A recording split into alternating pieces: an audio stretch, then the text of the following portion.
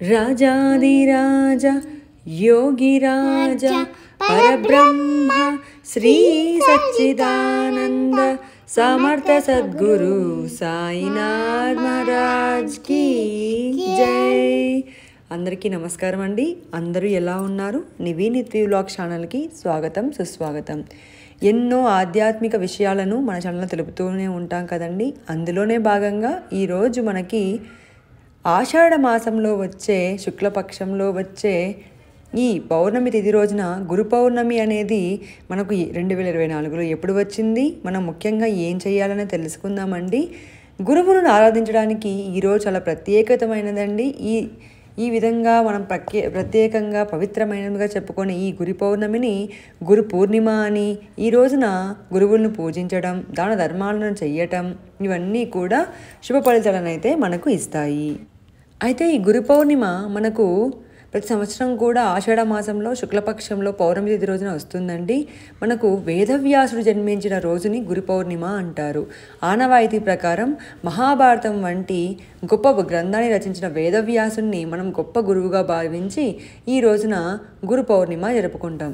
అయితే గురు పౌర్ణిమ అంటే వేదవ్యాసుడు పుట్టినరోజు కదండి, మీరు ఎందుకు సాయిబాబాను పూజిస్తున్నారని చాలామంది నన్ను అడుగుతారు. ఎందుకంటే లాస్ట్ ఇయర్ కూడా నేను చాలామందికి ఇదే సమాధానం చెప్పాను. మనకి ఇప్పట్లో కనిపించే గురువు సాయిబాబా, దత్తాత్రేయుడు, అలాగే రాఘవేంద్ర స్వామి, ఇలా చాలామంది అయితే ఉన్నారండి. అయితే అందులోనే నేను ఎప్పుడూ కూడా దైవంగా భావించే, నా ఇష్ట దైవంగా భావించే సాయిబాబాని ఇవాళ పూజలో మీకు పూజ చేసి చూపిస్తున్నాను. అంతేకాదండి, ఆంధ్ర, తెలంగాణ ఇలా అన్ని చోట్ల కూడా ఈ రోజున ప్రత్యేకించి సాయిబాబా గుడిలో చాలా అన్నదానాలు చేయటం, అభిషేకాలు చేయటం అలాంటివన్నీ చేస్తూ ఉంటారు. అందుకే నేను కూడా ప్రతి సంవత్సరం రాఘవేంద్ర స్వామిని ఇలా పూజిస్తూ అయితే ఉంటాను. అందులో భాగంగానే నేను మీకు ఈరోజు మనము శ్రీ సాయిబాబా వారిని ఎలా పూజించాలని చెప్తానండి. స్వామికి ఇవాళ అభిషేకం చేసుకుంటే చాలా మంచిది. మనకు జూలై 20వ తేదీ నుంచి పౌర్ణమి గడియలు ఉన్నాయి.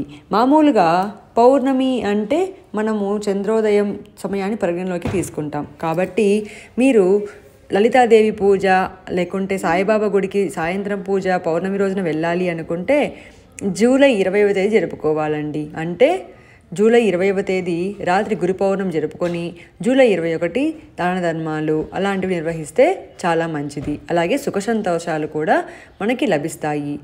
అలాగే ఎప్పుడు కూడా భగవంతుని పూజించడంతో పాటు దాన ధర్మాలకి హిందూ ధర్మంలో స్థానం ఉంటుంది. కాబట్టి ఈ రోజున అందరూ కూడా ఉదయాన్నే లేచి స్నానం చేసి శ్రీ మహావిష్ణువుని ధ్యానం చేసి, అలాగే మహావిష్ణువుకి పసుపు పువ్వులు అంటే చాలా ఇష్టం, అలాగే పసుపు వస్త్రాలు సమర్పించి పూజిస్తారో, ఎవరైతే గురువును పూజిస్తారో ఈ రోజున వారికి ఎటువంటి ఇబ్బందులు లేకుండా వారి జీవితాలలో సుఖశాంతులు వెళ్ళి విరుస్తాయి. అలాగే వారికి ఐశ్వర్యం కలుగుతుంది. ఇలా గురు పౌర్ణమి నాడు దాన ధర్మాలు చేయటం వల్ల కెరియర్లో కూడా పురోగతి లభిస్తుంది. అలాగే మంచి వాళ్ళకి అన్ని పనులలో కూడా మంచి అనేది జరిగి విజయం లభిస్తుంది. అలాగే ఈరోజు మీ పిల్లల చేత స్కూల్కి వెళ్ళేటప్పుడు వాళ్ళ టీచర్స్ ఆడవారైతే ఒక పువ్వును కానీ అలా తీసుకువెళ్ళమని చెప్పండి. అలాగే వాళ్ళకి ఒక చాక్లెట్ కానీ స్వీట్ని కానీ వాళ్ళకి ఏదైనా మీకు వీలైనంతగా మీకు అందుబాటులో ఉన్నంతగా ఒక మంచి గిఫ్ట్ని ఏదైనా వాళ్ళ టీచర్కి ఇచ్చి వాళ్ళ దగ్గర ఆశీర్వాదాలను తీసుకోమని చెప్పండి.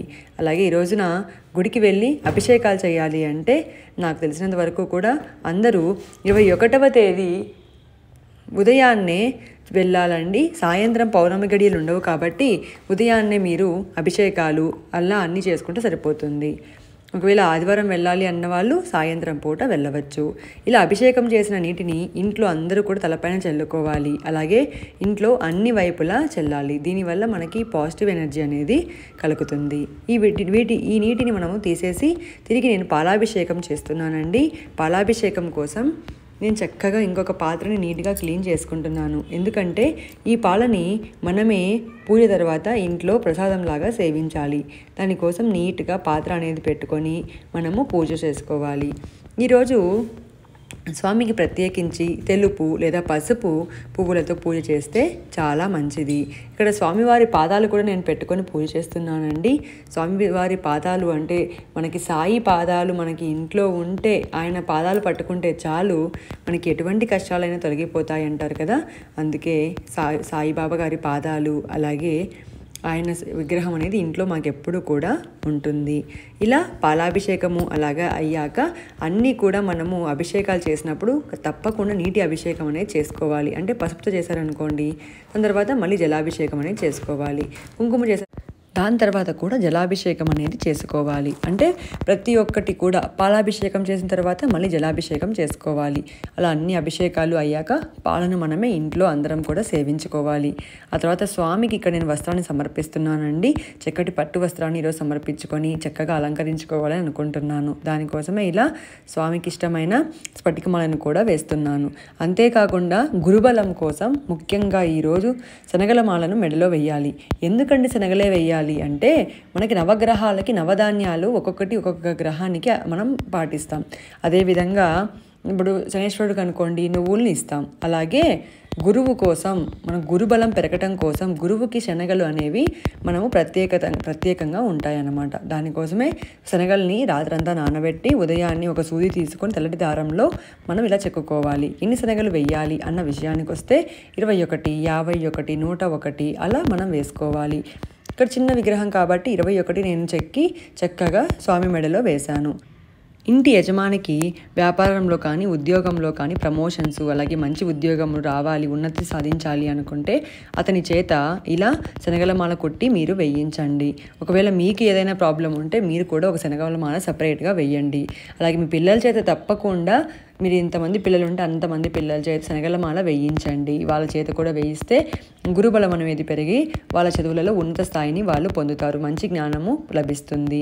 అలాగే ఏ పూజకైనా వినాయకుడి పూజ అనేది చాలా ఇంపార్టెంట్ కదండి. అతడికి తప్పకుండా మనం వినాయకుడి పూజ అనేది చేయాలి. కాబట్టి వినాయకుడిని పూజించి నైవేద్యం అనేది సమర్పించి ఆ తర్వాత సాయిబాబా కూడా సమర్పించాలి. ఇక్కడ నేను కలకండ అనేది పెడుతున్నానండి. మనం చూసుకున్నట్లయితే సాయిబాబా గుడిలో కానీ షిరిడిలో కానీ ఎక్కడికి వెళ్ళినా కూడా ఈ పాల కలకండ అనేది పెడతారు. అందుకే నేను ఇక్కడ తెచ్చుకున్నాను. అది దాన్ని నైవేద్యంగా పెట్టి ఇంట్లో ఉన్న పిల్లలకి అలాగే బయట వాళ్ళకి ఈరోజు ప్రసాదంగా మనం అందరికీ సమర్పిస్తే, అందరికీ ఇస్తే చాలా మంచిది. ఆ తర్వాత ఇక్కడ పారిజాత పువ్వులతో పూజ చేస్తున్నాను. స్వామికి తెల్లటి పువ్వులు కానీ పచ్చటి పువ్వులు కానీ ఈరోజు పూజిస్తే చాలా మంచిది. ఎందుకంటే శ్రీ మహావిష్ణువు యొక్క అంశతో అలాగే బ్రహ్మ విష్ణు మహేశ్వరుల యొక్క అంశలో పుట్టిన ఈ గురువు శ్రీ సాయిబాబా వారు. ఆయనని చాలామంది తిడుతూ ఉంటారు. చాలా తప్పండి. మీకు పూజ చేయాలనుకుంటే చెయ్యండి, వీడియో చూడాలనుకుంటే చూడండి, అంతేగాని వాడు వీడు అని అవహేళనగా చేస్తూ ఉంటారు. అలా ఎప్పుడూ కూడా చేయకండి. ఎంతో మనకి ఉన్నతమైన స్థానాలని అలాగే మనకి ఎంతో మంచి ఈ జీవితాన్ని ఇస్తారు కదండి. మనం ఏమి అనుకుంటే జరుగుతున్నాయి అనుకుంటే ఎంతో దైవాత్మిక బలం ఉంటే కానీ జరగదు కదా. కాబట్టి ప్రతి ఒక్కరూ కూడా దేవుళ్ళే అండి. ఎవరిని తిట్టకండి. మీకు నమ్మితే నమ్మండి, లేకుంటే కామ్గా ఉండండి. నోరు ఉంది కదా అని ఎక్కడా పడేసుకోకండి. అలాగే ఇక్కడ స్వామికి మంగళహారతిని పంచహారతులను ఇస్తున్నానండి. చక్కగా ఈ రోజున సాయి చాలీసాని అలా చదువుకుంటే చాలా మంచిది. అంతేకాకుండా దత్తాత్రేయుని పూజించినట్లయితే ఇంకా మంచిది. ఎందుకంటే సాయిబాబా కూడా ఆయన యొక్క అంశయే కాబట్టి దత్తాత్రేయుల వారిని పూజిస్తే కూడా మనకి విశేషమైన ఫలితాలు లభిస్తాయి. ఈ రోజున కొబ్బరికాయను సమర్పించి గుడికి వెళ్ళాలనే వాళ్ళు 21వ తేదీ సోమవారం ఉదయాన్నే దర్శనం చేసుకోండి. దాని వలన మీకు పౌర్ణమి గడియలలో అలాగే పౌర్ణమి పూజ చేసినంత పుణ్యఫలం అంతా కూడా లభిస్తుంది. మెడలో మాల వేయాలన్న వాళ్ళు కూడా ఈరోజు ఉదయాన్నే వేయండి. ఇదండి ఇవాళ వీడియో. నచ్చింది అనుకుంటున్నాను, హెల్ప్ అయింది అనుకుంటున్నాను. నచ్చితే లైక్ చేయండి, షేర్ చేయండి, సబ్స్క్రైబ్ చేయడం మాత్రం మర్చిపోకండి. సర్వేజన సుఖినో భవంతు.